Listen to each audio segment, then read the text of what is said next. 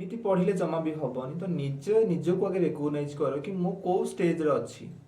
ତ ମତେ ମୋର ଡ୍ରିମ୍ ୟୁନିଭର୍ସିଟିରେ ପହଞ୍ଚିବାକୁ ମତେ କେତେ ନିଜକୁ ପୁଷଅପ୍ କରିବାକୁ ପଡିବ, କେତେ ଏଫର୍ଟସ ଦେବାକୁ ପଡିବ। ତ ତମମାନେ ତ ପ୍ରିଭିୟସ୍ ଇୟର କ୍ୱେଶ୍ଚିନ୍ ସଲ୍ଭ କରିଥିବ, ତ ସେଥିରୁ କିଛି ତ ଅନ୍ଦାଜ ଲଗେଇ ପାରୁଥିବ ନା କି କ୍ୱେଶ୍ଚିନ୍ର ଲେବୁଲ୍ କ'ଣ ଅଛି, ମୋର ଲେବୁଲ୍ କ'ଣ ଅଛି, ମତେ ସେଇ ଲେବୁଲ୍କୁ ପହଞ୍ଚିବାକୁ ହେଲେ ମତେ କେତେ ଏଫର୍ଟସ ଦରକାର, ମତେ କେତେ ପରିଶ୍ରମ ଦରକାର। ତମମାନଙ୍କୁ ନିଜର ପ୍ରଡକ୍ଟିଭିଟିକୁ ବଢ଼େଇବାକୁ ପଡ଼ିବ। ତ ସେଇଟା କେମିତି ବଢ଼ିବ ନା ନିଜେ ଆଗେ ମାଇଣ୍ଡ ସେଟ୍ କର କି ମତେ ମୋର ପର୍ଟିକୁଲାର ଅନର୍ସ ପାଇଁ। हेलो हाय नमस्कार जय Jagannath welcome back to my YouTube channel केम पॉइंट। सो पिला माने वीडियोटर थंबनेल देखि तमने ऑलरेडी जानि सारिथिबो कि वीडियोटर थीम आज कोन होबाकू जाउची। सो चलंतु बिना किछि डिले करी वीडियो स्टार्ट करिबा। वीडियो को शेष पर्यंत देखिबे, लाइक शेयर एंड सब्सक्राइब करिबा को भूलिबनी। सो चलंतु वीडियो को स्टार्ट करिबा। पिला माने फर्स्ट ऑफ ऑल तमन से मते कुह कि तमन सब केमिति अच्छा। मु तो आशा करी तमन सब बहुत भलो थिबो, जबरदस्त थिबो। तमर preparation to our CPT exam पूरा जबरदस्त चलथिबो। आपण माने मैक्सिमम ऑफ द टाइम गोटे दिन रे आपण माने पढ़ा ऊपर ध्यान दउथिबे, कारण आ गोटे मास हातर अछि।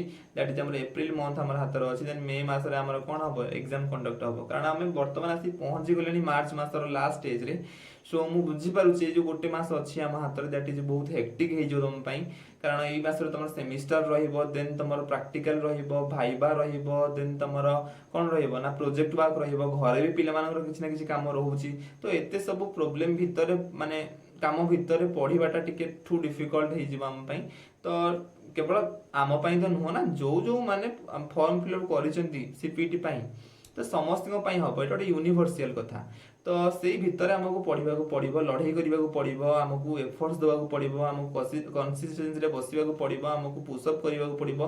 तो माने सो दैट हम माने जेमिति गोटे भलो प्रोडक्टिव जिंस पाइबा, प्रोडक्टिविटी हम जेमिति भलो आसीबो। प्रोडक्टिविटी मींस हम भलो यूनिवर्सिटी पाइबा। तो हाथ रे आ समय नाही कहले चले, कारण गोटे मास ही केवल बाकी रहला, दैट इज हमर एप्रिल मंथ रहिला।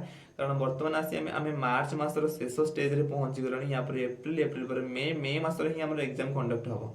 सो पई एटा हेक्टिक, कारण काहारे भी 6 सेमिस्टर सरीनी, से माने भी टेंस रे अछंदी।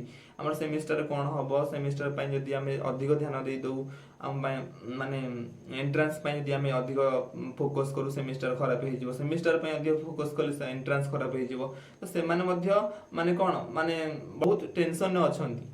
तो एटा यूनिवर्सल, एटा नॉर्मल। तो पिला माने बहुत वर्तमान खामखेली करूछंती, माने टोटल दोष कॉलेज ऊपर दे दोछंती। कॉलेज रे तो हमर काम तो माने इने केते बड़ माने गोटे कोन करूछ ना भूल काम करूछ। तो मेटा रिग्रेट करबो eight the end of which month ना जून मंथ, माने जुलाई मंथ रो स्टार्टिंग बेलो तुम रिग्रेट आरंभ होई जीवनी कि जदी टिके परिश्रम करिथांती, काश टिके परिश्रम करथांती, टिके पुश अप करिथांती, आ भलो यूनिवर्सिटी में पाइथांती, किबा एठी माने वर्तमान जो जगह रे अछि मु याठू उन्नत जगह रे थांती, एमिति भाबिबो। जदि तुम एडमिशन हो जाइथिबो ताले भाबिबो एटा कि जदि टिके आ परिश्रम करथांती ताले या ठार तो उन्नत जगह थांती। जदि तुम एडमिशन हेइनी ताले भाबिबो टिके परिश्रम करले एटलीस्ट तो गोटे डिग्री कॉलेज मिल जाइथांता ना। तो एमिति बहुत कथा भाबिबो, आमे भी भाबू आम ऊपर बैच एटा गोटे माने जनरल कथा समस्त भाबंती। तो एई जो रिग्रेशनटा माने रिग्रेट फीलटा मन को जब न आसे, तो सेथि पई हमको वर्तमान एबेठू काम करिया पड़िबो, एबेठू हमको 100% दबाक पड़िबो, सो दैट आम जो रिजल्ट बाहर आम मन को रिग्रेशन वार्डटा माने रिग्रेट बोली जो वार्डटा मन को न आसे। तो यहाँ बहुत कष्ट दिए।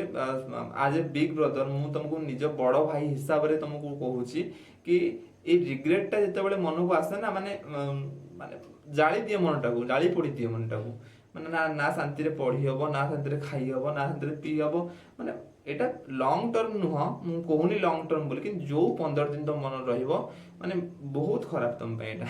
सो मु कहूची पढ़ापढ़ी टिके भल भाव रख, कारण ये गोटे मंथ माने डिसाइड करूची। आ गोटे कथा कहबाक चाहिए कि तुम मैंने जिते यही गोटे मास भलसे परिश्रम करुच, सिंपल कथा यही गोटे मास भितर जो पिला भलसे परिश्रम कला, निजको पुशअप करैला, कंसिस्टेंसी रे बसी पाठ पढ़ला, हार्डवर्क करैला, at the end of June month और the starting of July month, तो सीए गोटे भल यूनिवर्सिटी थिबो। तो मोटामोटी भाव में कहबा गले ए गोटे मंथ डिसाइड करूची तमे starting of cone July month रे को डिस्ट्रिक्ट रो को यूनिवर्सिटी रे थिबो, केवल गोटे मंथ हमरो डिसाइड करूची, दैट इज हमरो जुलाई सॉरी एप्रिल मंथ। तो ए गोटे मास रे जो पिला माने सब भूली गला, सब ए टू जेड सब भूली गला, कौन भूली गला पाठ नुह, ମାନେ ସବୁ ମଜା ମସ୍ତି ସବୁ ଭୁଲିଗଲା। ତ କେବଳ କନସିଷ୍ଟେନ୍ସି ସହିତ ବସି ପାଠ ପଢିଲା, ହାର୍ଡୱାର୍କ କଲା, ନିଜକୁ ପୁଷଅପ୍ କରାଇଲା, ତ ସେଇ ପିଲା 100% ତାର ଡ୍ରିମ୍ ୟୁନିଭର୍ସିଟି କିମ୍ବା ଓଡ଼ିଶାର ନମ୍ବର 1 ୟୁନିଭର୍ସିଟି ଉତ୍କଳ, ରେଭେନ୍ସା, ସମ୍ବଲପୁର, ବ୍ରହ୍ମପୁର ଏଇଭଳିଆ university at the end of June month or starting of July ମନ୍ଥରେ ସେ 100% ଆଲର୍ଟ ହବ, ଏଇଟା ମୁଁ କହୁଛି। ତ ମୋଟାମୋଟି ଭାବରେ କହିବାକୁ ଗଲେ ଏଇ ଗୋଟେ ମାସ ମାନେ ଏପ୍ରିଲ ମାସଟା ତମେ ଜୁଲାଇ ମାସର ଆରମ୍ଭରେ କୋଉ ଡିଷ୍ଟ୍ରିକ୍ଟରେ ଥିବ, କୋଉ ଡିଷ୍ଟ୍ରିକ୍ଟର କୋଉ ୟୁନିଭର୍ସିଟିରେ ଥିବ ସେଇଟା ଡିସାଇଡ୍ କରୁଛି। ଯଦି ଗୋଟେ ମାସ ଆମର ଫ୍ୟୁଚରରେ କ'ଣ ହବ ଡିସାଇଡ୍ କରିଦେଉଛି, ମାନେ ନିକଟ ଭବିଷ୍ୟତ କଥା ମୁଁ କହୁଛି। ଯଦି ଆମର ଗୋଟେ ମନ୍ଥ ଆମ ଫ୍ୟୁଚରରେ ଆମେ କୋଉ ଡିଷ୍ଟ୍ରିକ୍ଟର କୋଉ ୟୁନିଭର୍ସିଟିରେ ରହିବା ସେଟା ଡିସାଇଡ୍ କରୁ, ଯଦି ଆମେ ସେ ଗୋଟେ ମନ୍ଥକୁ ଭଲସେ ୟୁଟିଲାଇଜ କଲେ ତାହେଲେ ଅସୁବିଧା କୋଉଠି ରହିଲା? ଆରେ ଆଟ୍ ଦ ଏଣ୍ଡ ଆମର ହିଁ ଲାଭ ହବ ନା। ଯଦି ସେଇ ଗୋଟେ ମନ୍ଥରେ ପରିଶ୍ରମ କଲେ, ଯଦି ସିଏ ଆମକୁ ନେଇକି ଆମ ଡ୍ରିମ୍ ୟୁନିଭର୍ସିଟିରେ ପହଞ୍ଚେଇ ଦେଲା, ତ ଏଇଟା ଗୋଟେ ମ୍ୟାଜିକ୍ ହେଇଗଲା ନା। ତ ଆମକୁ ଏଇ ଗୋଟେ ମାସ ପୁରା ଜିଜାନ ଲଗେଇ ଦେବାର ଅଛି। ବହୁତ କିଛି କଥା ଅଛି କହିବାର, ଭିଡ଼ିଓଟି ଲମ୍ବା ହେଇଯାଉଛି, ତ ତେଣୁକରି ମୁଁ ଜଲ୍ଦି ଜଲ୍ଦି କହୁଛି, ମଝିରେ ମଝିରେ ମୁଁ ଫ୍ଲକ୍ଚୁଏଟ୍ ମଧ୍ୟ ହେଇଯାଉଛି ମଝିରେ ମଝିରେ ମୁଁ, ସୋ କ୍ଷମା କରିବେ। ସୋ ବର୍ତ୍ତମାନ ତମକୁ ବହୁତ ପଢିବାକୁ ପଡିବ, ବହୁତ କଣ ପଢିବାକୁ ପଡିବ, ବହୁତ ବହୁତ ବହୁତ ପଢିବାକୁ ପଡିବ। ତ ଯୋଉମାନେ ତ ବିଇଡି ପ୍ଲସ୍ ସିପିଇଡି ଦେଇଛନ୍ତି ସେମାନଙ୍କ ପାଇଁ ଟ୍ରିପଲ ପଢିବାକୁ ପଡିବ, କାରଣ ବିଇଡିର ସିଲାବସ୍ ଟୋଟାଲି ଅଲଗା, ସିପିଇଡିର ସିଲାବସ୍ ଟୋଟାଲି ଅଲଗା। କେବଳ ଗୋଟେ ହିଁ କେବଳ କୋଇନସାଇଡ୍ କରିବ, ଦ୍ୟାଟ୍ ଇଜ୍ ଆମର ଅନର୍ସ ସବଜେକ୍ଟ ଯାହା। ସୋ ପଢାପଢି କର, ଜାରି ରଖ। ତ ଆଉ ଗୋଟେ କଥା ହେଲା କଟଅଫ୍ କଥା। କଟଅଫ୍ ଏଥର ବହୁତ କମିବ, କାରଣ ତମର ନେଗେଟିଭ ମାର୍କର ଇନସର୍ସନ୍, ତମେ ଜାଣିଛ ରିଜିନ୍, ନେଗେଟିଭ ମାର୍କର ଇନସର୍ସନ୍ ହେଇଛି, ଦେନ୍ ତମର ଗ୍ରାଜୁଏସନ ମାର୍କ ଯୋଉଟା କ୍ୟାରିୟର ମାର୍କ ମିଶିନି। ତ ଏଇ କାରଣ ଯୋଗୁଁ ବହୁତ ସାରା କାରଣରୁ ଆମର କଟଅଫ୍ଟା ବହୁତ ଫଲ୍ ହବ।